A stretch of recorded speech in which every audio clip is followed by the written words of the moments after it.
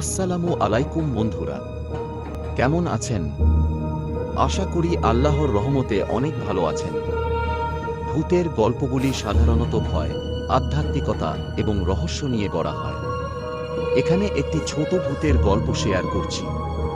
একবার একটি ছোট গ্রামে একটি পুরনো বাড়ি ছিল, যা সবাই এড়িয়ে চলত। লোকেরা বলতো বাড়ির ভিতরে একটি ভূত বাস করে। গ্রামের একটি ছেলে, রাজু, সাহসী ছিল। সে ঠিক করল কোনো এক রাত বাড়িটিতে ঢুকবে। এক রাতে রাজু বাড়ির দরজা খুলে ভেতরে প্রবেশ করল।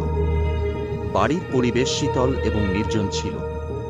বাড়ির কোণে একটি পুরনো আয়না ছিল, যা ডাস্টে আবৃত ছিল।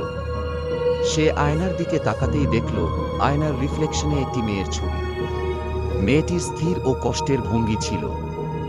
রাজু তাকাতে থাকল এবং হঠাৎ করে মেয়েটি তার দিকে হাসল। সেদিন রাতেই রাজু বুঝতে পারল মেয়েটি হয়তো সাহায্য চাইছে। সে ওই রাতেই বাড়ির বাইরে চলে এলো, তবে মেয়েটির মুখ মনে থেকে গেল।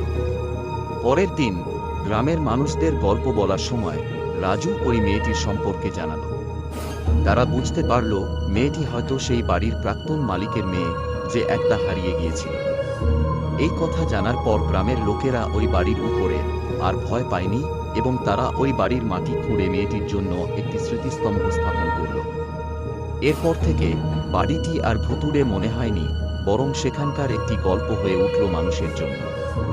এটি ছিল একটি ছোট ভূতের গল্প। আশা করি পছন্দ হয়েছে।